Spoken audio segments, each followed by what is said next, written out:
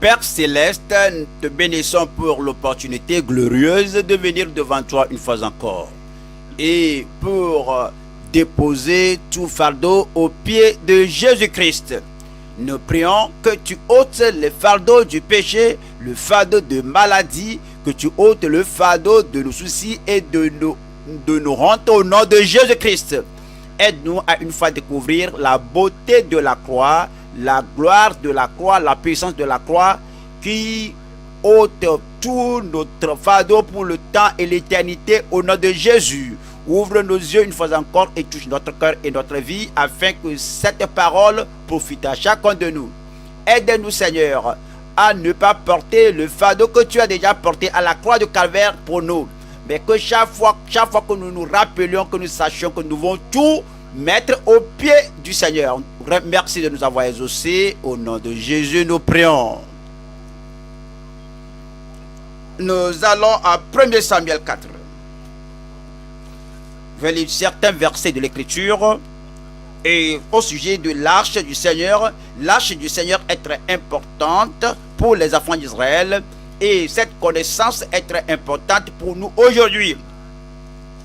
L'arche, c'est appelé l'arche du Seigneur ou l'arche de Dieu, c'est appelé l'arche de témoignage et c'est encore appelé l'arche de l'alliance.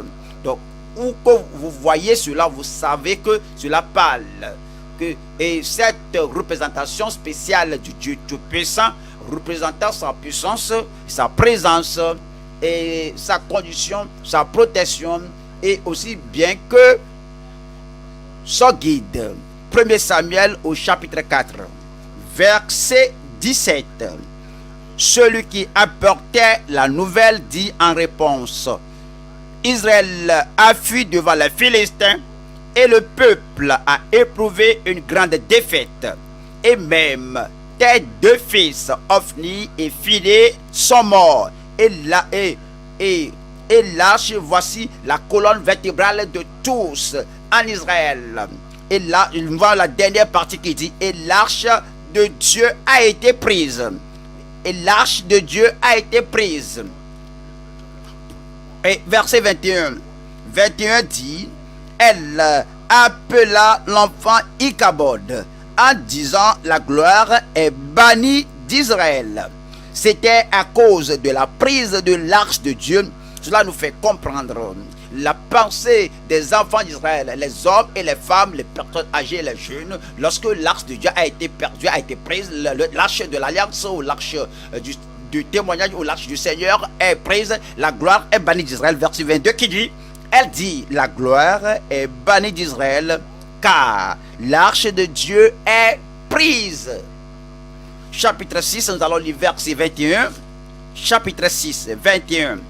Ils envoyèrent des messagers aux habitants de Kirjath-Jearim pour leur dire: les Philistins ont ramené l'arche de l'Éternel. Descendez et faites-la monter vers vous. Finalement, le Seigneur a puni, il a torturé, tourmenté les païens qui ont pris l'arche parce que cela représentait sa puissance et ils croyaient que leur Dieu ont vaincu le Dieu d'Israël. C'est pourquoi l'arche a été prise. Maintenant, l'arche est ramenée finalement. Mais lorsque l'arche est ramenée, après le retour, cela n'est pas ramené à la vraie place. Et cela a pris un certain moment.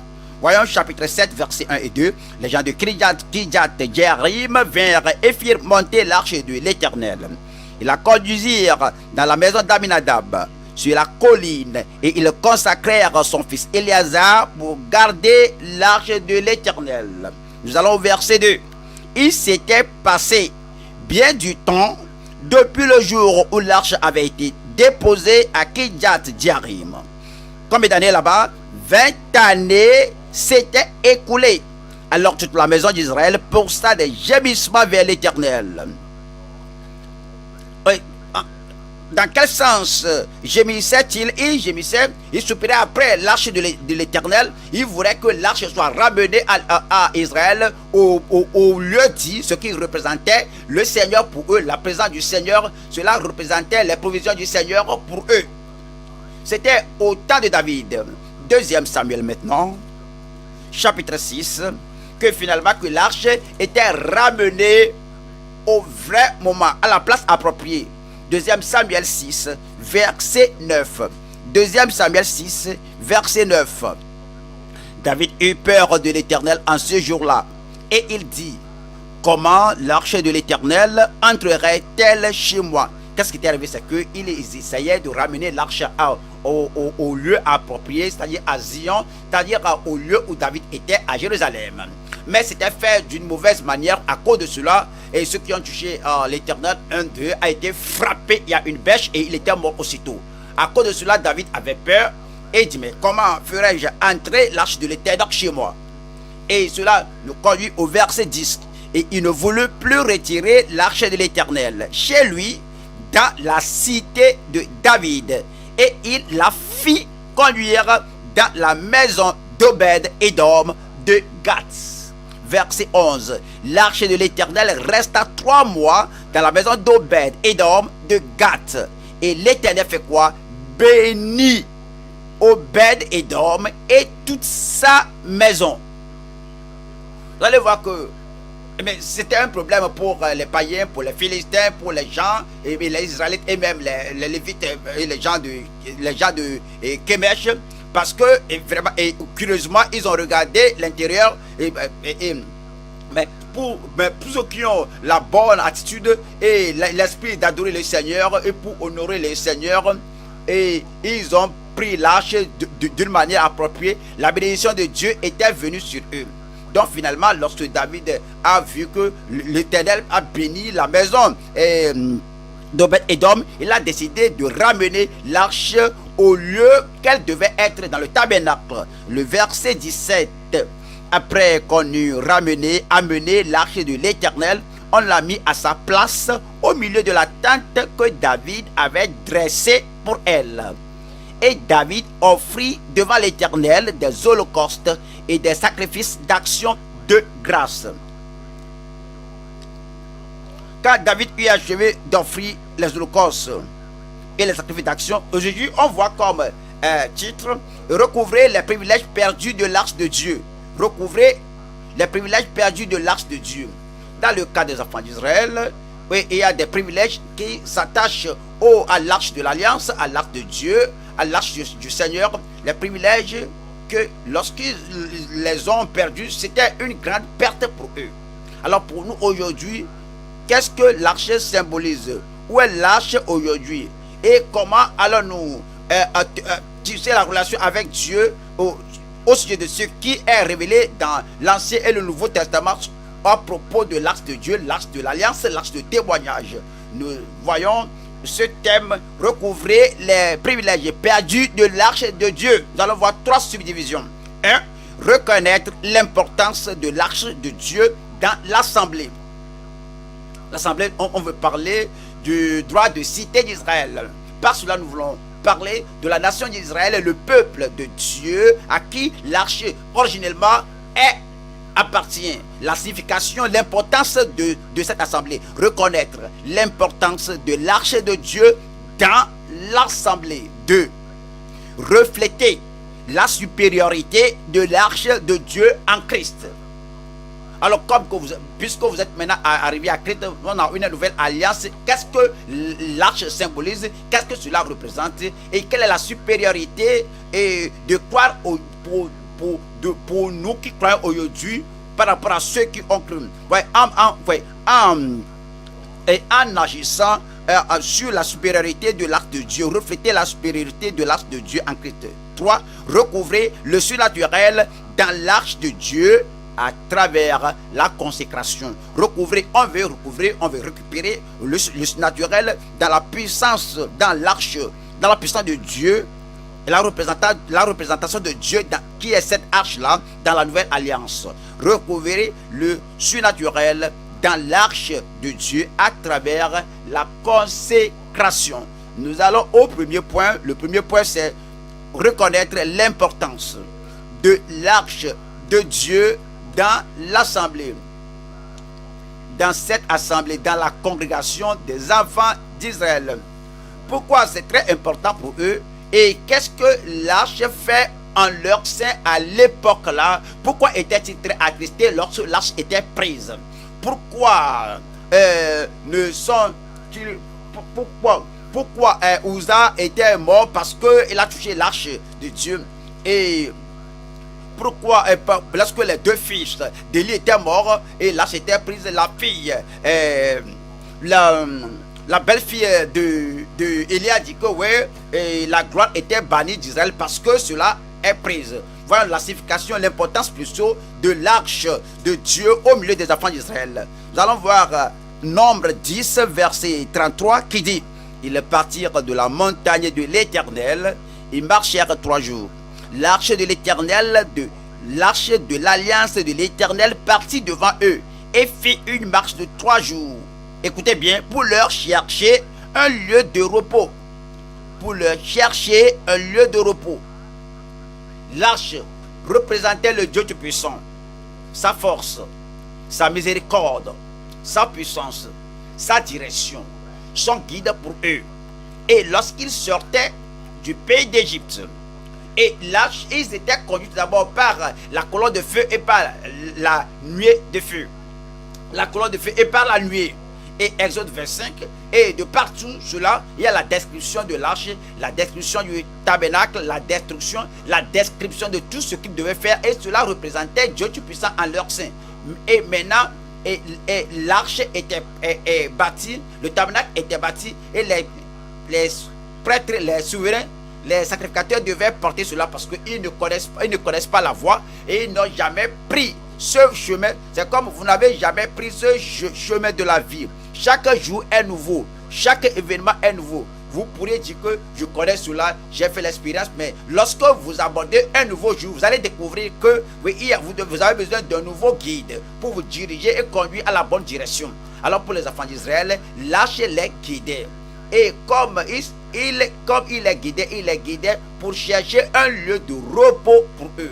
Un repos de repos en 2 sens. Numéro 1, où ils voyageaient, au lieu de marcher et être fatigués, et puis chercher un lieu de repos pour ces milliers de personnes. Et lorsqu'ils auront beaucoup d'eau et beaucoup de terrain, ils ne savaient pas ce lieu. Ils cherchaient un lieu temporaire de repos pour eux et puis un repos final pour eux où ils seront. Alors il allait à la direction là et 34 dit: la nuée de l'Éternel était au-dessus d'eux pendant le jour lorsqu'ils partaient du camp.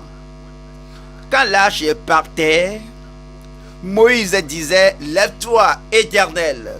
On peut voir la façon dont ces choses sont interchangées. L'arche du Seigneur, et le Seigneur même demandait qu'il avance. Moïse disait: lève-toi, Éternel, et que tes ennemis soient dispersés. Parce que les ennemis des enfants d'Israël étaient des ennemis de Dieu. Ils s'opposaient aux enfants d'Israël parce qu'ils s'opposaient à Dieu. Donc lorsque l'arche se levait, et alors c'est une indication que par l'arche là, oui, c'est le temps de se lever. C'est le temps de se lever et c'est le temps d'avancer à la direction qui devait aller. L'arche le conduisait et les ennemis devant eux seront dispersés, tout comme vos ennemis seront dispersés.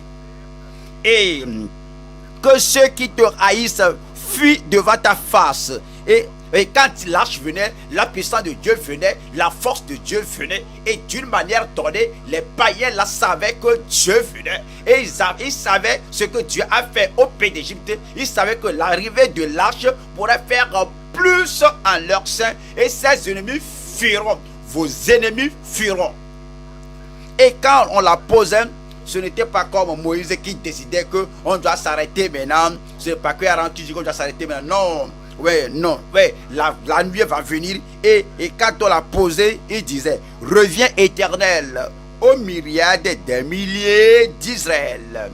Nous allons à Josué 3. Finalement, ils sont conduits à la frontière de la terre promise, à la frontière de Canaan. Vous allez voir une fois encore l'importance de l'arche, ou l'importance de l'arche de Dieu au milieu du peuple de Dieu. Josué 3, nous allons voir verset 13. Et dès que les sacrificateurs qui portent l'arche de l'Éternel, le Seigneur de toute la terre, poseront la planche des pieds dans les eaux du Jourdain, les eaux du Jourdain seront coupées, les eaux qui descendent d'en haut, et elles s'arrêteront en un monceau. Ils sont arrivés à la frontière de la terre promise, rappelez-vous. Et c'est le dernier lieu de repos pour eux, c'est la terre promise, la terre de Canaan. Et vous vous rappelez bien, l'arche devait les conduire à ce lieu de repos, à ce territoire de repos, ce terrain promis. Mais il y a une rivière, le fleuve Jourdain, qui est accrue et qui devait les empêcher d'arriver à ce lieu-là. Mais aussi longtemps que l'arche était avec eux, que la présence, la puissance de Dieu était avec eux, et que l'orientation, le guide de Dieu, la direction de Dieu était avec eux, il n'y avait pas d'impossibilité devant eux. C'est comme vous allez parvenir à un niveau où vous allez comprendre qui Christ est, qu'est-ce que la croix est pour vous. Alors il n'y aura pas d'impossibilité pour vous. Toute porte sera ouverte pour vous, et tous les fleuves du passé, ce n'est pas par l'ingéniosité de ces sacrificateurs, mais dès que la présence de l'arche est là, tous les obstacles seront ôtés de devant vous au nom de Jésus-Christ. Comme on voit ce verset 14, le peuple sortit de ses tentes pour passer le Jourdain, et les sacrificateurs qui portaient l'arche de l'alliance marchèrent devant le peuple. Quand les sacrificateurs qui portaient l'arche furent arrivés au Jourdain, et que leurs pieds se furent mouillés au bord de l'eau, le Jourdain regorge par-dessus toutes ses rives tout le temps de la moisson. Les eaux qui descendent d'en haut s'arrêtèrent et s'élevèrent en un monceau, à une très grande distance près de la ville d'Adam, qui est à côté de Tchatan, et celles qui descendaient vers la mer de la plaine, la mer salée, furent complètement coupées. Le peuple fait quoi? Le peuple passa vis-à-vis de Jéricho. Le peuple passa vis-à-vis de Jéricho. Quelqu'un va passer aujourd'hui. Le peuple passa vis-à-vis de Jéricho. Et les sacrificateurs qui portaient l'arche de l'alliance de l'Éternel s'arrêtèrent de pied ferme sur le roc, sur le sec, au milieu du Jourdain, pendant que tout Israël passait à sec. Donne-moi un bon amen là-bas. Voyez, c'est pourquoi c'est très important pour eux que l'arche de l'alliance et que tout le peuple passait à sec jusqu'à ce que la nation ait achevé de passer le Jourdain. Je vous vois passer. Les difficultés vont dissoudre devant vous. Les portes fermées seront ouvertes au nom de Jésus-Christ. Ouais, il n'y a pas à faire de transpirer. Dès que vous comprenez que la présence du Seigneur était avec eux, dès que la présence du Seigneur est ici avec nous, tout est possible. Ce qu'on cherchait, ce qu'on voit que ça, ce serait un obstacle, c'est un empêchement, ça c'est une forteresse. Je vous dis que toute chose va céder au nom de Jésus-Christ. Après le passage, ils ont fait face à un défi aussi qui est Jéricho. Jéricho avait des murailles fortifiées. Il n'y a pas moyen d'entrer, alors que c'est le portail à la terre promise. C'était la ville majeure, la ville principale qui devait vaincre, conquérir avant de pouvoir entrer dans la terre promise. Peut-être vous avez un défi devant vous. Si je peux en triompher, je sais que le reste est simple. Si je peux conquérir ceci et que ces murailles tombent, je sais que je serai en mesure d'arriver là-bas, ce que la promesse que Dieu m'a donnée. Mais ces murs vont s'écouler. Pour les enfants d'Israël, comment les murailles étaient tombées. Alors, voilà encore l'importance de l'arche de Dieu dans cette assemblée-là. Voyons, Juge 6, verset 11. Puis vint l'ange de l'Éternel et il s'assit sur le table. C'est Josué plutôt. C'est Josué plutôt 6 et verset 11.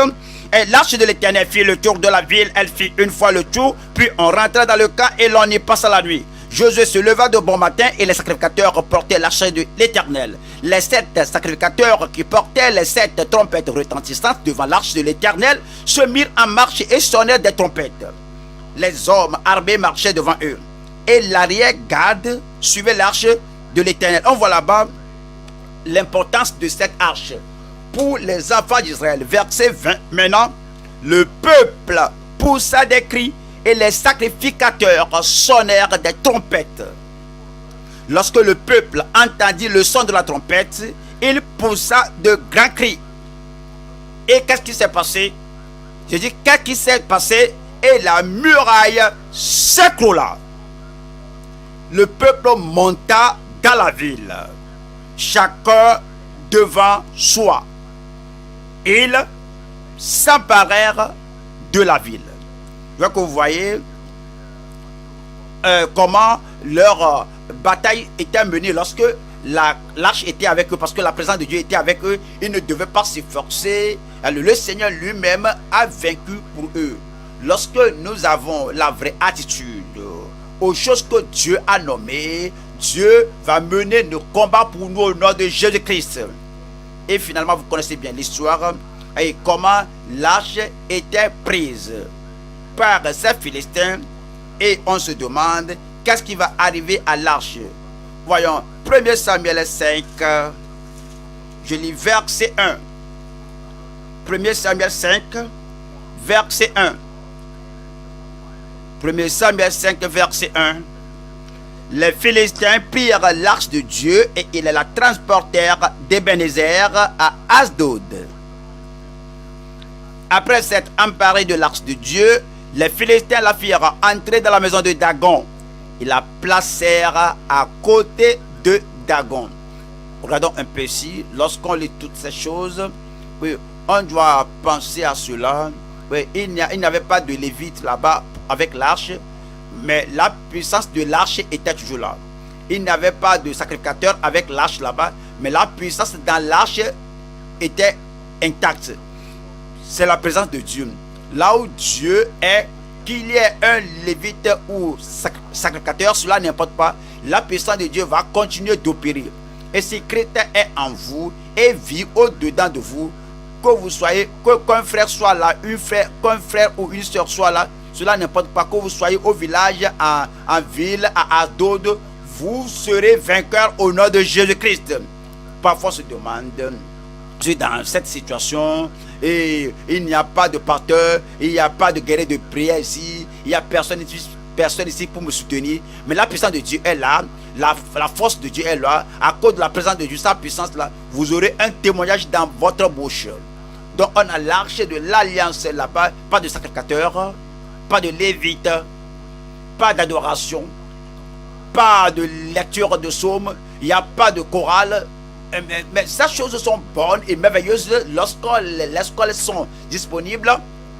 Et lire la Bible, c'est merveilleux. Lorsque vous avez l'occasion de faire cela, chanter, c'est merveilleux. Lorsqu'il y a l'occasion de le faire, et adorer, c'est très merveilleux. Si l'occasion est là pour faire cela. Les guerriers de prière sont grands lorsqu'il y a l'occasion de les avoir. Mais lorsqu'ils ne sont pas là, Jésus est toujours là. La présence de Dieu est toujours là. Donc vous ne devez pas dire que comment je serai guéri. La présence de Christ va vous guérir. Comment serai-je délivré? La puissance de Christ demeurant en vous va détruire toute œuvre du diable au nom de Jésus-Christ. Vous allez revenir à l'adoration avec le témoignage dans votre bouche. Voilà le verset 3 ici. Le lendemain, les Adodiens qui s'étaient levés de bon matin trouvèrent Dagon étendu la face contre terre devant l'arche de l'Éternel. Donne-moi un bon amen. Parfois, vous êtes malade, parfois vous dormez, vous dites que ça c'est un lieu terrible, les gens ici, ils pourraient attaquer avec des serpents, avec des scorpions, avec ceci. Lorsque vous dormez, Jésus est en éveil au-dedans de vous et la puissance du Seigneur est active en vous et vous serez surpris que quoi que vous dormiez, il y a quelque chose qui agit 24 heures sur 24 heures autour de vous. Vous ne serez pas vaincu au nom de Jésus-Christ. Et alors, ces gens ont vu Dagon la face contre terre. Peut-être vous venez d'un lieu où il y a des puissances, des pouvoirs occultiques et on te dit que tu es allé dans cette village et tu dis que tu as quelque chose. Et puis si c'est un village, il y a quelque chose ici oui, qu'il y ait le dragon ou le dagon ou les parents de Dagon, tous vont tomber au nom de Jésus-Christ. Et ils ont pris Dagon et ils l'ont remis à sa place. Verset 4. Avant de continuer, parfois, lorsque ils ont pris l'arche, on aurait pensé que la puissance de Dieu n'est plus active. C'est ce que les gens croyaient. Et une fois que le pécheur crie, le pécheur pêche, que cela arrête la puissance de Dieu. Mais la puissance de Dieu est là. Pourquoi? Parce que c'était impuissante avec Israël à cause de Ophni et Fini. C'est comme Dieu n'est plus là, parce que sa puissance créatrice n'est plus là, le naturel n'est pas là. Mais lorsque Fini et Ophni n'étaient pas là, Élie n'était pas là, la puissance de Dieu demeurait, résidait dans l'arche là. Lorsque cela commençait à opérer, les gens savaient que Dieu est toujours vivant. Notre Dieu est toujours vivant. Je dis, notre Dieu est toujours vivant. Donc vous menez une vie de justice et que Christ soit en vous, que la foi soit en vous, que Christ en moi me mène à l'autre bord. Christ en moi va me mener à l'autre bord. Rien ne vous vaincra au nom de Jésus-Christ. Verset 4.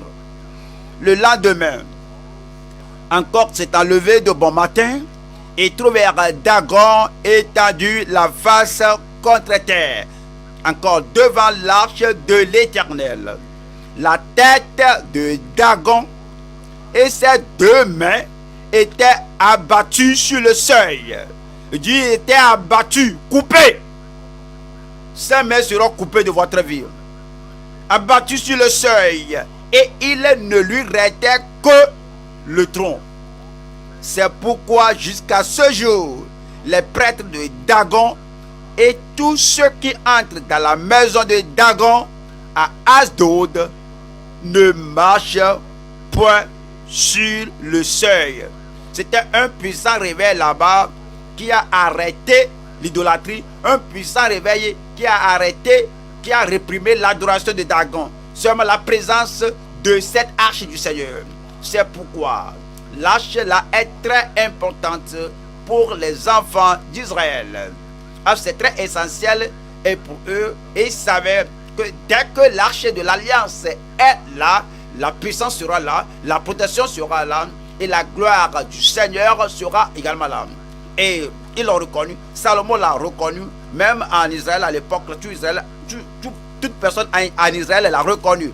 Deuxième Chronique 6, lorsque finalement le temple était bâti, l'arche de l'alliance était amenée au sein des saints, là où le lieu très où cela devait être. Deuxième Chronique 6, verset 40.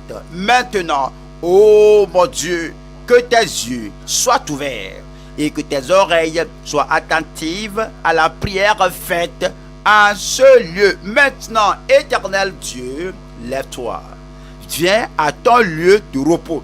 Ça veut dire que maintenant le lieu est bâti, qui est le Saint des Saints pour l'alliance de Dieu. Ils savaient qu'ils ne faisaient pas cela seulement avec un bois, mais ils savaient qu'il faut cela avec Dieu dans sa puissance, que Dieu soit au milieu d'eux. C'est pourquoi il disait que lève-toi, viens à ton lieu de repos, toi et l'arche de ta majesté. Voici cela.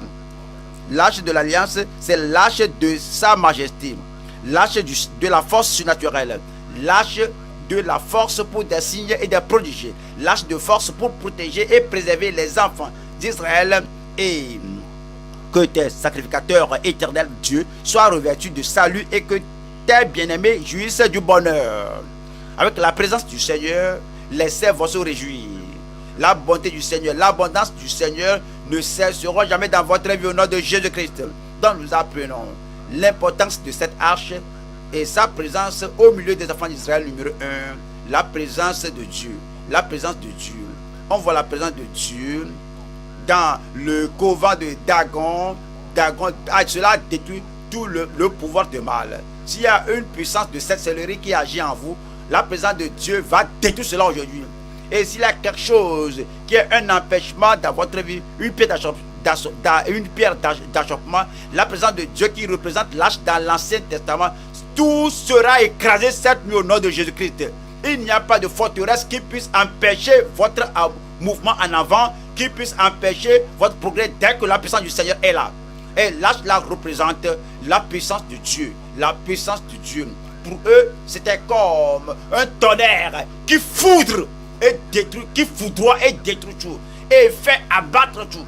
Et voyez, Christ est la puissance de Dieu aujourd'hui. Et pour le croyant, c'est merveilleux. Numéro 1, la présence de Dieu. Et je ne te délaisserai pas, je ne t'abandonnerai pas. Son nom est Emmanuel. Dieu avec nous. Il est également la puissance de Dieu. Et il est la protection du Seigneur. Il nous protège de toutes les batailles, quel que soit le cas des armées des Philistins, quel que soit ce que les Philistins essayeront de faire, ils ne peuvent pas vous en avoir. Pour les enfants d'Israël, ils savaient que dès que la protection du Seigneur est là, représentée par l'arche, voyez, lorsqu'il était vaincu à la guerre, ils ont décidé qu'ils vont amener l'arche. Et lorsque l'arche était amenée, ils ont crié. Et la Bible a dit que le sol a tremblé. Et la terre a tremblé. Ils ont crié. Pourquoi ils ont crié? Ils savaient.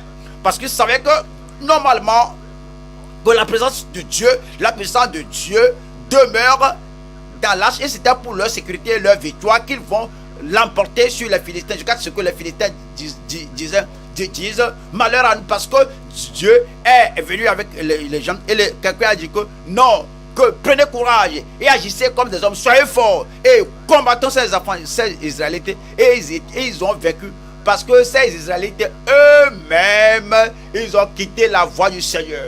Et on a également vu que ceci c'est pour la direction, le guide. Christ est en vous. Vous allez voir qu'il va vous diriger. Alors dans le mariage, il va vous diriger. Dans la protection, il va vous diriger. Dans des décisions à prendre au quotidien, il va vous diriger. Dans ce voyage de la vie, vous n'allez pas chuter, vous n'allez pas tomber, vous n'allez pas périr dans les pièges du voyage au nom de Jésus-Christ. À cause de la présence de l'arche représentant Christ. Nous allons au deuxième point maintenant, refléter, ou bien méditer, réfléchir sur la supériorité de l'arche de Dieu en Christ. Réfléchir sur la supériorité de l'arche de Dieu en Christ. Nous sommes dans une nouvelle dispensation. Nous sommes dans une nouvelle ère. Pour eux, c'était l'ancienne alliance. Pour nous maintenant, c'est la nouvelle alliance. Et comme nous avançons, c'est comme on va d'une ère à une autre ère, d'une période à une autre époque. Vous allez vous demander, mais qu'est-ce qui va se passer maintenant? Et où est l'arche de l'alliance maintenant? Et qu'est-ce que l'arche va faire pour nous maintenant? Avant que je ne revienne à l'ancienne alliance et à l'Ancien Testament, allons voir Hébreux au chapitre 9. Hébreux 9, verset 1, qui nous dit quelque chose. La première alliance avait aussi des ordonnances relatives au culte et le sanctuaire terrestre. Cela veut dire et le sanctuaire naturel, physique. Cela vient de l'ancienne alliance et cela vient maintenant à la nouvelle alliance. Et un tabernacle fut en effet construit. Verset 2. Un tabernacle fut en effet construit. Un tabernacle fut en effet construit. Vous savez, l'arche de l'alliance demeurait dans le lieu très saint. Et c'est là que se trouvait le chandelier, la table et les pains de proposition. Derrière le second voile se trouvait la partie du tabernacle appelée le Saint des Saints, renfermant l'autel d'or pour les parfums et l'arche de l'alliance entièrement recouverte d'or. Il y avait dans l'arche un vase d'or contenant la manne, la verge d'Aaron qui avait fleuri et les tables de l'alliance. Donc, cela nous dit que dans l'ancienne alliance, on a le tabernacle, on a le sanctuaire, on avait le grand temple et on avait les tables de proposition, on avait l'encensoir d'or et on a l'arche de l'alliance. Cela parle de Christ. Christ est supérieur à cela. Christ est plus grand. Voyons ceci du verset 11.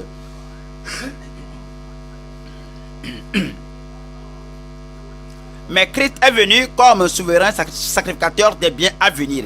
Il espérait que Christ viendrait et qu'il mourrait à la croix. Donc, ce que Christ est celui qui porte nos fardeaux. Il représente celui qui ôte nos problèmes et celui qui détruit la voie de l'ennemi. Quels que soient vos problèmes, vos défis, vous pouvez déposer cela au pied de la croix. Et ce que l'arche de l'alliance ferait à l'époque, là, le Christ vous le fera aujourd'hui. Cela va briser toujours. Cela va détruire les œuvres du diable. Les péchés seront pardonnés. Vous aurez la paix du cœur. Vous aurez la victoire dans toutes les batailles de la vie au nom de Jésus-Christ. Mais Christ est venu comme souverain sacrificateur des biens à venir. Il a traversé le tabernacle plus grand et plus parfait. Et il y avait un tabernacle dans l'Ancien Testament, mais ceci, c'est un plus grand et plus parfait, qui n'est pas construit de main d'homme, c'est-à-dire qui n'est pas de cette création. Et il est entré une fois pour tous dans le lieu très saint, non avec le sang des boucs et des veaux, mais avec son propre sang. Il y a le parvis, il y a le lieu saint et le lieu très saint, ayant obtenu une rédemption éternelle. L'usage de l'arche de l'alliance est temporaire, mais le sang de Jésus est permanent. À cause, la croix de Jésus est permanente. Ce que Christ a fait à la croix de Calvaire, cela est permanent. Verset 13 dit, car si le sang des taureaux et des boucs et la cendre d'une vache répandue sur ceux qui sont souillés sanctifie et procure la pureté de la chair, combien plus, combien plus, combien plus, combien plus la présence de l'arche de l'alliance aurait détruit Jadon et Dagon, comme plus la présence de Christ. Si la présence de l'arche de l'alliance ferait fuir l'ennemi, comme plus Christ et la croix. Si l'ancienne alliance avec l'arche de l'alliance aurait guidé Israël dans tous les lieux, comme plus, comme plus. Les promesses pour vous aujourd'hui sont plus grandes que les promesses de l'ancienne alliance. La direction, les provisions, la protection, tout ce qu'on a aujourd'hui dans la croix aujourd'hui est plus grand. Tout est plus grand que ce qu'on a dans ces jours-là. Vous êtes une personne privilégiée au nom de Jésus-Christ. Combien plus le sang de Christ, qui par un esprit éternel s'est offert lui-même sans tâche à Dieu, purifiera-t-il votre conscience des œuvres mortes afin que vous serviez le Dieu vivant? Comme nous parlons du passage de l'ancienne alliance et l'entrée de la nouvelle alliance, la question est-ce que cela est caché aux gens de l'ancienne alliance? Les gens croient que l'ancienne alliance, que leur alliance va continuer à jamais, que le pain de proposition va continuer à jamais, que la table de pain de proposition sera à jamais et le vase d'or va continuer à jamais, que l'arche de l'alliance va continuer pour toujours. Quelle était leur compréhension? Quelle était leur révélation à l'époque là?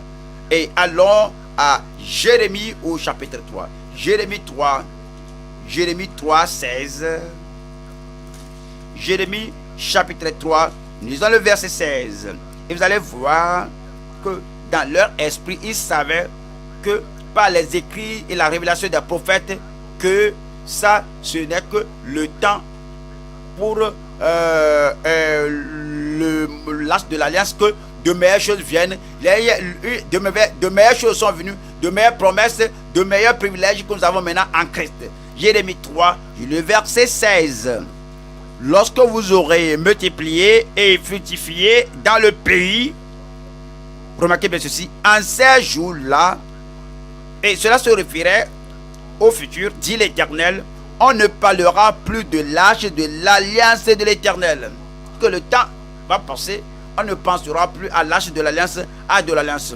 Et dit, on ne se la rappellera plus. On ne s'apercevra plus de son absence. Et l'on n'en fera point une chose. Rappelez-vous, il dit qu'en ces jours-là, cela se référait au futur. 17. En ce temps-là, on appellera Jérusalem le trône de l'Éternel. C'est-à-dire que l'Éternel lui-même, dans une mesure très grande, résidera en Jérusalem. Lorsque Jésus est arrivé là-bas, oui, il est plus grand que l'arche qui est là. Et lorsque le Saint-Esprit est descendu sur les disciples à Jérusalem, c'est plus grand que la présence de l'arche. Lorsque les pharisiens ont dit que vous avez rempli Jérusalem de votre doctrine, vous voulez mettre sur nous le sang de cet homme. Jérusalem, c'est le temple, c'est le siège de Dieu. Et l'Esprit de Dieu, Dieu agissait dans sa puissance. Il y a quelque chose de plus grand que l'arche de l'Alliance. Lorsqu'il dit que restez à Jérusalem jusqu'à ce que vous soyez revêtus de la puissance d'en haut. Parce que lorsque la puissance là vient, cela va vous donner quelque chose de plus grand, de plus fort que ce qui était là d'origine. Et toutes les nations vont se rassembler à toi. Et vous voyez, et à la Pentecôte, les nations étaient là et il était rempli du Saint-Esprit. Et il parlait selon les langues de ces gens qui étaient arrivés. C'était un grand temps. Et le grand temps là a continué jusqu'aujourd'hui. La puissance de Dieu la continue jusqu'aujourd'hui. Et la présence du Seigneur continue jusqu'aujourd'hui. Et continue de nous dire. Et elles ne suivront plus les penchants de leur mauvais cœur. En ces jours, cela se réfère à de nouvelles choses, à de nouvelles images. En ces jours, verset 18, la maison de Juda marchera avec la maison d'Israël. Cela parle d'unité. Vous rappelez-vous, la Pentecôte, ils étaient ensemble et l'objectif ultime de Dieu avec la nouvelle alliance, c'est que toutes les tribus s'unissent, que les gens s'unissent, arriver à la nouvelle alliance, et il n'y a pas à faire de juifs, de païens, mais tout est un en Christ. Et elles viendront ensemble du pays du Septentrion, au pays dont j'ai donné la possession à vos pères. Et que cela va se passer en ces jours. Rappelez-vous, lorsqu'il dit en ces jours-là, cela se référait à une période particulière dans laquelle nous vivons maintenant. Juste la période où vous vivez maintenant. Jérémie 31,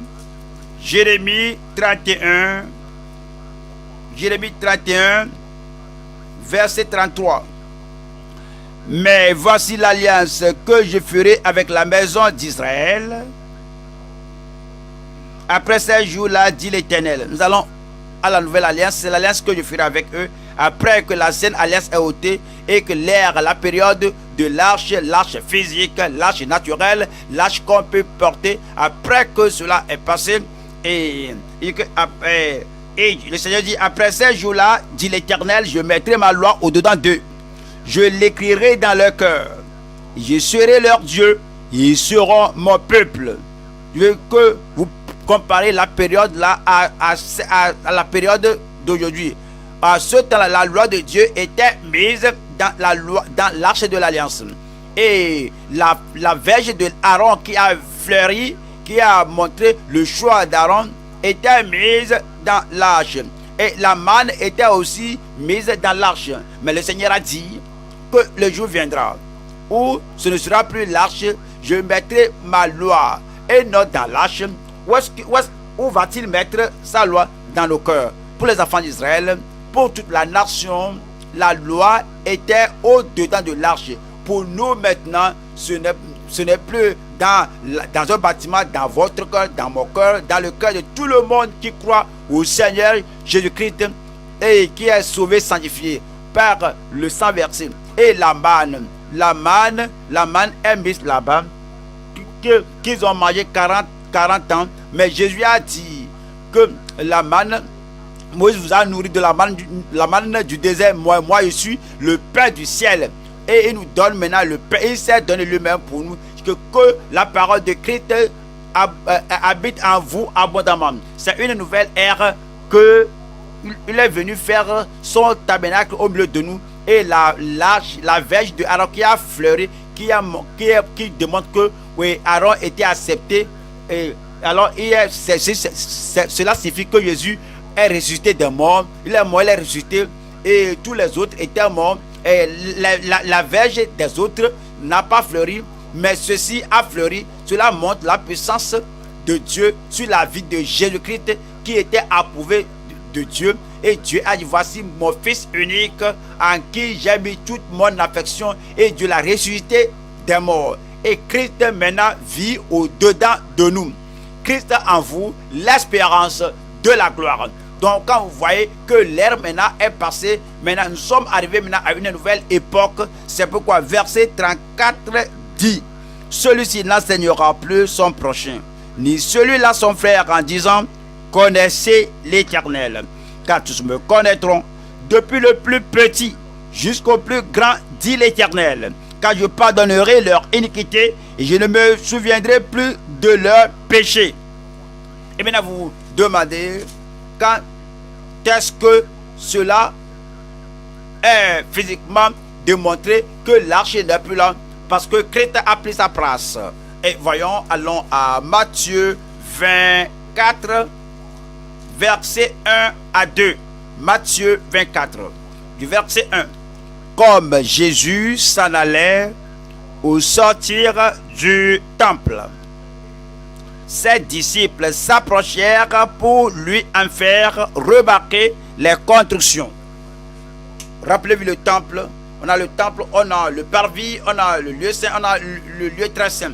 Et c'est le lieu très saint qu'on a l'arche de l'alliance du Seigneur, elle a la table et les autres outils. Et il utilisait dans l'adoration juive. Mais Jésus, ici, mais il leur dit, voyez-vous tout cela, je vous le dis en vérité, il ne restera pas ici pierre sur pierre qui ne soit renversé. Le temple était détruit et tout ce qui s'y trouvait était ôté, afin que les gens là sachent que oui, l'air là n'est plus. Alors en ce temps-ci maintenant, nous ne parlons plus de l'arche de l'alliance, nous ne cherchons plus l'arche de l'alliance, nous ne cherchons pas à localiser l'arche de l'alliance.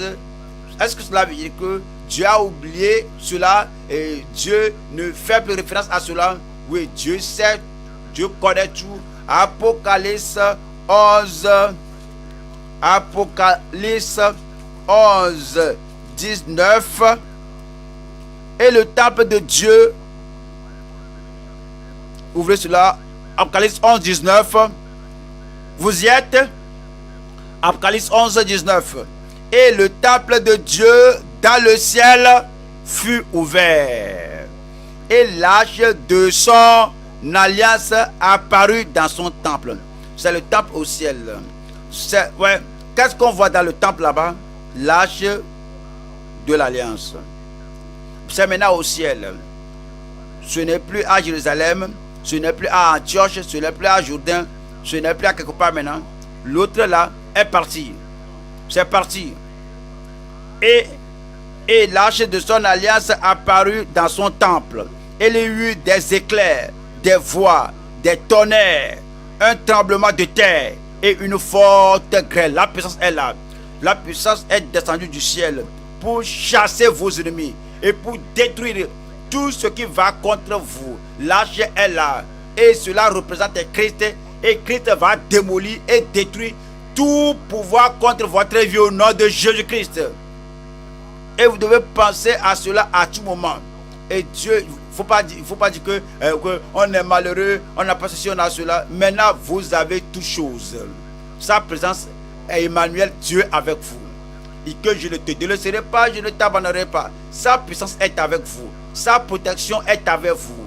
Il y a une muraille de feu autour de vous. À partir de ce jour, il faut savoir qui vous êtes, ce que vous avez, ce que vous pouvez faire, ce que Dieu peut faire en vous et au travers de vous. Aucun pouvoir ne vous vaincra plus au nom de Jésus-Christ.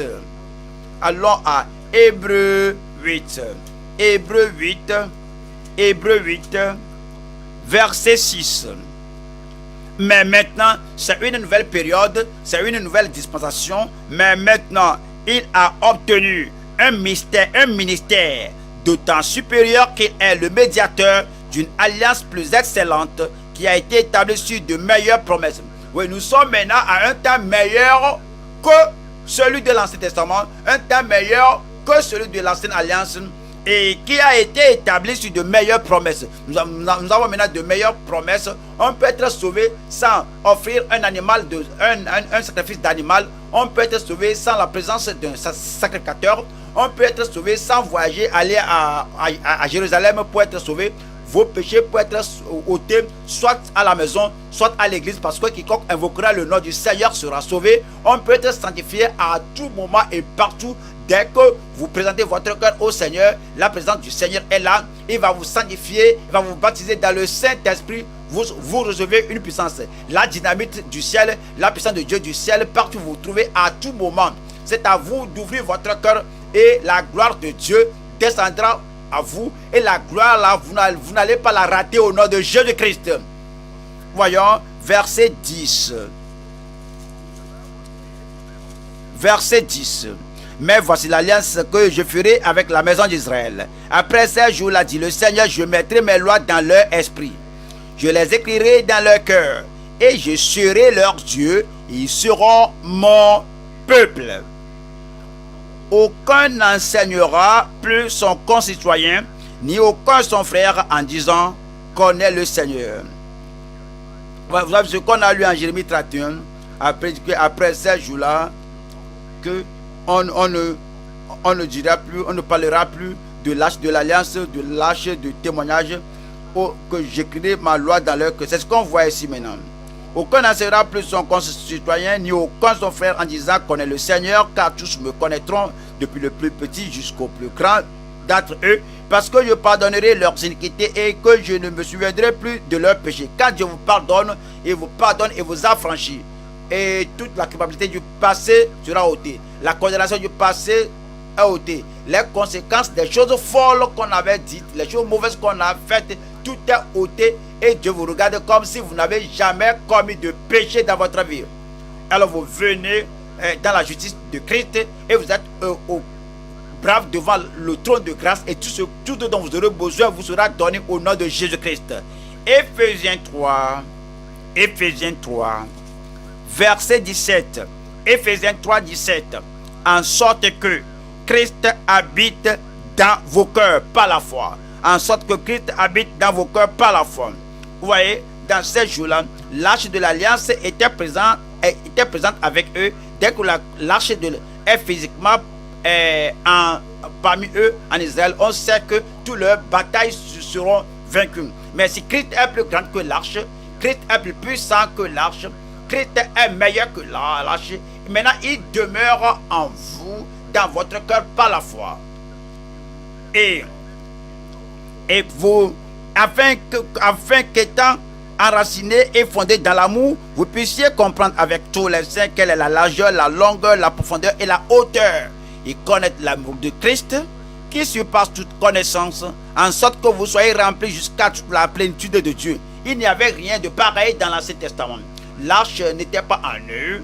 C'est seulement une période de temps, lorsque la chose était dans la maison d'Obed-Édom. Ce n'est pas dans leur maison. Maintenant la puissance de Dieu est en vous. Sa présence est en vous. Sa paix est en vous. Toute la protection, tout est emmagasiné en vous. Le malin ne vous touchera pas au nom de Jésus-Christ. Et comme une résultante, Christ étant en nous, Dieu en nous, le Saint-Esprit en nous. Voilà le verset 20 maintenant qui dit: or à celui qui peut faire, votre Dieu est capable. Il n'est pas loin, il est avec vous maintenant. Or à celui qui peut faire, par la puissance qui agit en nous, infiniment au-delà de tout ce que nous demandons ou passons. Ouais, la puissance qui agit en nous. Maintenant, cela agit maintenant en nous. Ce n'est pas surprenant que vous soyez victorieux. Ce n'est pas surprenant que vous soyez un vainqueur. Ce n'est pas surprenant. Ouais, la puissance ne fera pas défaut en vous au nom de Jésus. Le premier point, c'est reconnaître l'importance de l'arche de Dieu dans l'assemblée. Dans l'assemblée. Numéro 2, c'est réfléchir sur la supériorité de l'arche de Dieu en Christ. Numéro 3 maintenant, c'est recouvrer le surnaturel dans l'arche de Dieu à travers la consécration. Les enfants d'Israël ont perdu l'arche de l'alliance. lâches de témoignage, lâches du Seigneur, lâches de Dieu. Ils l'ont perdu. Mais vous savez ce que David avait fait? David a fait des sacrifices. Il a fait des holocaustes au Seigneur. Ensuite, c'était l'offrande d'un animal, l'offrande de brebis et d'autres animaux, avec joie et avec enthousiasme, avec une soumission totale pour faire ramener l'arche. Si nous avons perdu la présence de Christ, si nous avons perdu la représentation de la puissance de Dieu dans notre vie, que devons-nous faire? Comment devons-nous faire redescendre la puissance? Parce que la puissance va revenir aujourd'hui. Dans tout cœur, la puissance va revenir. Dans votre famille, la puissance va revenir. Dans notre église, la puissance comme la puissance d'autrefois, si cela est venu et cela ne vous a pas touché, cela viendra à votre lieu maintenant au nom de Jésus-Christ. Mais on doit faire quelque chose afin que la puissance là vienne. La puissance là viendra. Et toutes les choses dont on se plaint, les choses qu'on a honteusement fait ou bien dit, et ceci et cela, ces choses-là seront ôtées de nos vies au nom de Jésus-Christ. Mais le Seigneur nous a dit ce qu'il faut faire. Nous allons voir Joël 2, Joël 2:12, Joël 2:12, Joël 2:12. Maintenant encore, dit l'Éternel, revenez à moi de tout votre cœur avec des jeûnes, avec des pleurs et des lamentations. Déchirez vos cœurs et non vos vêtements. Pour aujourd'hui, ce n'est rien de physique. On ne roule pas par terre. On ne casse pas ceci. On ne fait pas le mal à notre corps. C'est notre cœur et non nos vêtements. Et revenez à l'Éternel votre Dieu, car il est compatissant et miséricordieux, lent à la colère et riche en bonté, et il se repent des mots qu'il envoie. Verset 15 qui dit: et sonner de la trompette en Sion, publier un jeûne, une convocation solennelle, assembler le peuple, former une sainte réunion, assembler les vieillards, assembler les enfants, même les nourrissons à la mamelle. Que l'épouse sorte de sa demeure et l'épouse de sa chambre, qu'entre le portique et l'autel pleurent les sacrificateurs, serviteurs de l'Éternel, et qu'ils disent: Éternel, épargne ton peuple, ne livre pas ton héritage à l'opprobre, aux railleries des nations. Pourquoi? Oui, les nations, les païens ne régneront plus sur nous. Et ces chefs de corvée ne régneront plus sur nous. Les choses vont changer. Et nous allons détruire leur puissance au nom de Jésus-Christ. Voyez, les enfants d'Israël ont reconnu cela. Ils ont reconnu que la puissance faisait défaut, la présence de Dieu faisait défaut, la puissance faisait défaut et la sécurité faisait défaut. Et alors ils sont retournés au Seigneur. Et si vous avez reconnu que la puissance de Christ faisait défaut dans votre vie, si la puissance faisait défaut dans votre vie, quoi que sauver, sanctifier un enfant de Dieu, mais la réponse aux prières, les signes et les prodiges et la gloire de Dieu, tout cela fait défaut, alors ces choses-là reviendront. Mais c'est Dieu. Voici comment on fait ramener la puissance de Dieu. Et le verset 17 qui nous dit: et pourquoi dirait-on parmi les peuples, où est leur Dieu? 18. L'Éternel est ému de jalousie pour son pays et il épargne son peuple. L'Éternel répond. Aujourd'hui, je dis l'Éternel répond. Dans votre vie personnelle, aujourd'hui, le Seigneur vous répondra. Et dit, l'Éternel répond et dit à son peuple: voici, je vous enverrai du blé, du mou et de l'huile, et vous en serez rassasiés. Oui, les temps de pénurie ont pris. Les temps de souffrance ont pris fin. Le chômage a pris fin. Et il dit: et je ne vous livrerai plus à l'opprobre parmi les nations.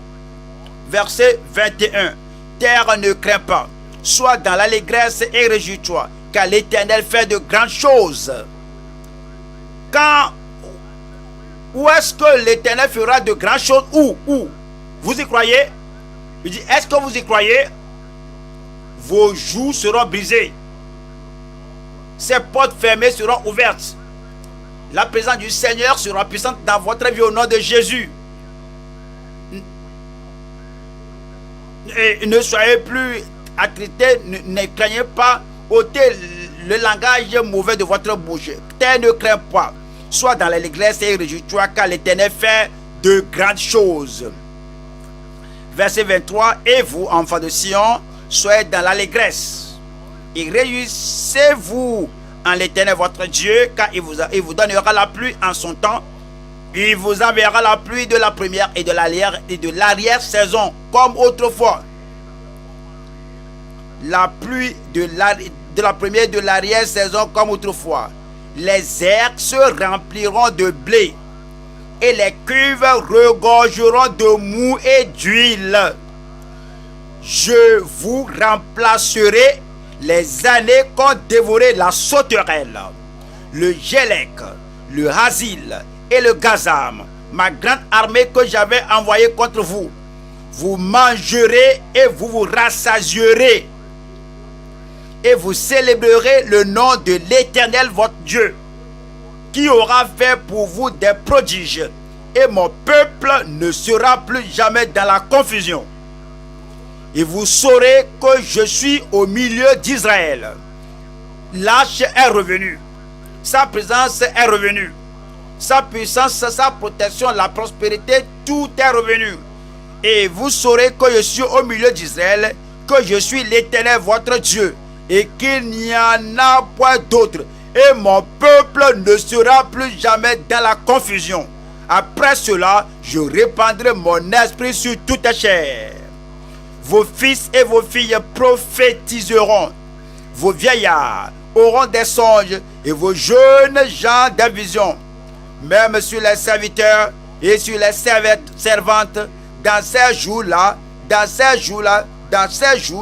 je répandrai mon esprit.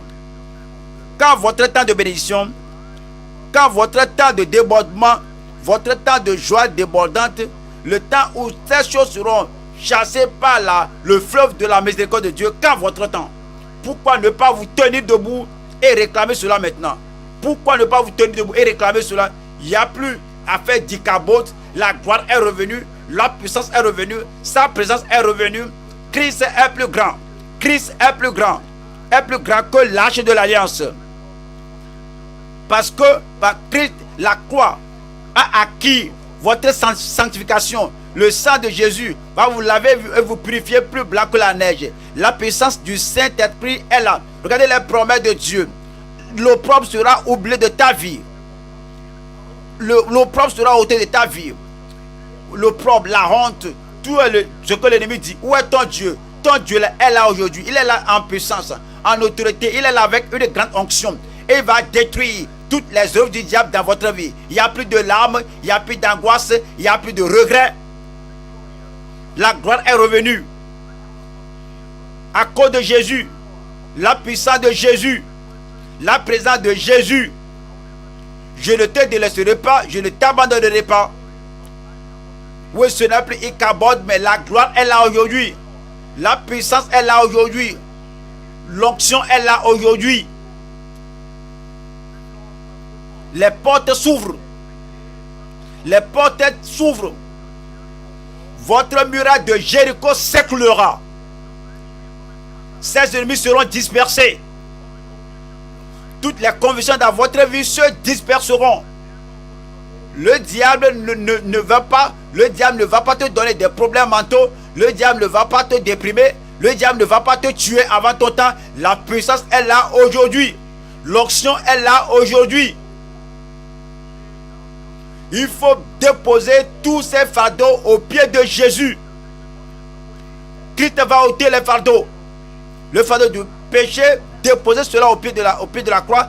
Le fardeau de maladie, déposez cela. Le fardeau de honte et d'opprobre, déposez cela. Le fardeau de dette que vous devez, quand je peux le payer, déposez cela au pied de la croix. Le fardeau des ennemis qui vous dérangent, déposez cela au pied de la croix. Le fardeau de tentation, déposez cela au pied de la croix. Déposez cela au pied de la croix. La croix est plus grande que l'arche de l'Ancien Testament. Christ est plus grand que l'arche de l'Ancien Testament. Le calvaire est plus grand que l'arche de l'Ancien Testament.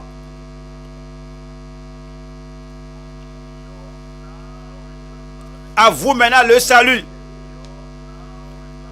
À vous maintenant la sanctification. À vous maintenant la puissance du Saint-Esprit. À vous maintenant la bénédiction. À vous maintenant la guérison. À vous maintenant la délivrance. À vous maintenant la joie et le sourire et le rire. Le Seigneur t'a affranchi. Il ne faut plus mettre votre cou sous un joug. Vous êtes affranchi. Affranchi dans l'âme. Affranchi dans le cœur. Affranchi dans l'esprit. Affranchi dans votre corps. Affranchi dans la famille. Tout Dagon tombera. Ces Dagons-là seront détruits, brisés en pièces, affranchis. Vous êtes réellement libre. Vous êtes en permanence affranchis. La gloire ne vient pas quitter. La gloire ne vient pas quitter. Vous êtes totalement affranchis. Absolument affranchis. Réellement affranchis. En permanence affranchis. Vous êtes affranchis. La puissance qui nous affranchit ne va pas faire défaut dans votre vie.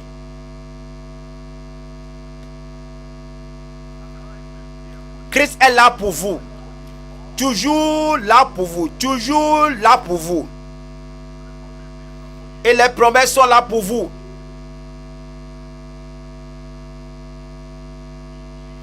Au nom de Jésus, nous prions. Et que le peuple victorieux de Dieu dise Amen. Que le peuple triomphant et militant de Dieu, qu'il dise Amen. Le Seigneur vous a exaucé au nom de Jésus-Christ. Levez les mains et disez Seigneur, me voici. Seigneur, me voici. Levez ces mains-là. Levez ces mains-là qui appartiennent à Jésus. Je suis à Jésus. Toutes mes maladies sont parties. Tous les ennemis sont dispersés. Et la joie du Seigneur sera votre force au nom de Jésus-Christ. Père, au nom de Jésus, nous te remercions parce que ta gloire est revenue sur tout cœur, sur toute ta vie. Et nous prions, Seigneur, que toute chose négative qui était arrivée lorsque ta gloire n'était pas là, que tu sois ôté ce jour au nom de Jésus-Christ. Seigneur, en faveur de tout frère, de toute sœur, nous déposons tout fardeau au pied de la croix. Et nous prions que tu ôtes les fardeaux de ton peuple au nom de Jésus-Christ. Pour ceux qui viennent à Christ maintenant, qui sont sauvés, qui ont péché, Seigneur, nous mettons le fardeau de péché devant toi. Pardonne-leur au nom de Jésus. Que tu leur donnes ton fardeau, ton salut. Que la paix du cœur vienne dans leur cœur. Qu'ils sachent que tu ne vas plus te rappeler ces choses contre leur vie au nom de Jésus. Je prie, Seigneur, que tu purifies tout le monde. Que tu laves tout le monde. Et toutes ces choses qui constituent un dérangement intérieur, nous le déposons devant toi. Et je prie que tu délivres et affranchis, que tu sanctifies tout le monde à l'intérieur au nom de Jésus. Seigneur, on a besoin de ta puissance. La présence du Saint-Esprit. Seigneur, tu ne fais pas exception de personne. Seigneur, je prie que tu ouvres les éclus des cieux. Ouvre les cœurs de tout le monde ici. Et déverse ton esprit sur toutes tes vies au nom de Jésus-Christ. Seigneur, pour ceux qui sont dérangés par le pouvoir de Dagon, du mal, du dragon, de Dagon, nous venons maintenant, nous réclamons leur victoire. Toi, puissance maléfique, toi, démon, je te commande, sors de là au nom de Jésus-Christ. Toute chose mauvaise accomplie dans une vie, dans un cœur, dans votre famille, en vous, dans votre mari, dans vos femmes, je supprime ce pouvoir maléfique. Je prie que la puissance de Dagon, des démons, tombe dans votre vie au nom de Jésus-Christ. Les nations ne vont pas régner sur vous. Dagon ne va pas régner sur vous. Les idolâtres ne vont pas régner sur vous. Je prie que tout ce dérangement du malin soit sous vos pieds maintenant au nom de Jésus-Christ. Soyez vainqueurs. Soyez plus que vainqueurs. Soyez vainqueurs. Et soyez des enfants triomphants au nom de Jésus. Toute maladie qui se trouve là-bas, je suis contre vous. Seigneur, nous savons que c'est par tes médecins que nous sommes guéris. Je prie que tu touches tout frère, tout soeur. Et que toute personne ici, je commande que la maladie sorte de là au nom de Jésus-Christ. Ce dérangement dans votre cerveau, la folie, je te commande. Sors de là au nom de Jésus-Christ. Quelque chose qui circule dans le corps. Et tu n'as pas la paix du cœur. Le jour aussi bien que la nuit, tu es dérangé. Tous ces esprits qui te tourmentent, je vous commande, sortez de là au nom de Jésus-Christ. Seigneur, je prie pour ceux qui ont des maladies intérieures, le cancer, la tuberculose, les problèmes de reins, et que la touche du Seigneur soit sur vous. Que la vertu de guérison du Seigneur soit sur vous. Par ces médecins, vous êtes guéris. En ce temps-ci, vous êtes guéris. Ce jour, tu es guéri. La puissance de la croix brise et écrase tout jour de maladie en vous au nom de Jésus. Seigneur, l'arche de l'alliance a dirigé les enfants d'Israël à l'époque et maintenant ton esprit nous dirige. Ceux qui espèrent se marier, quand est-ce que je peux faire cela? Je suis ici, on a dit non. Seigneur, je prie que tu ouvres les portes devant eux. Et cet temps d'échec sera oublié dans votre vie au nom de Jésus. Seigneur, conduis le frère à la soeur appropriée, la soeur au frère approprié. Et ceux qui sont mariés, mais il n'y a pas d'enfants, je prie que tu leur donnes des enfants miracles. Des enfants miracles. Quelle que soit la cause de la stérilité, je supprime cela au nom de Jésus-Christ. Je prie, Seigneur, que la porte de prospérité s'ouvre. Que la porte d'abondance s'ouvre. Que la faim disparaisse. Que la pénurie disparaisse. Qu'il y ait l'emploi pour que le chômage disparaisse pour ton peuple au nom de Jésus. Seigneur, rassasie ton peuple. Satisfais ton peuple au-delà de ce qu'on peut penser, au-delà de ce qu'on peut demander. Je prie, Seigneur, que tu déverses des bénédictions abondantes sur tout le monde. Sois Emmanuel dans toute vie. Dieu avec nous. Dieu en nous. Dieu pour nous. Dès ce jour jusqu'à la fin de notre jour, qu'il y ait une touche définie de la puissance miraculeuse de Dieu dans toute vie aujourd'hui. Confirme cela dans toute vie, Seigneur. Nous te remercions parce que tu nous as exaucés.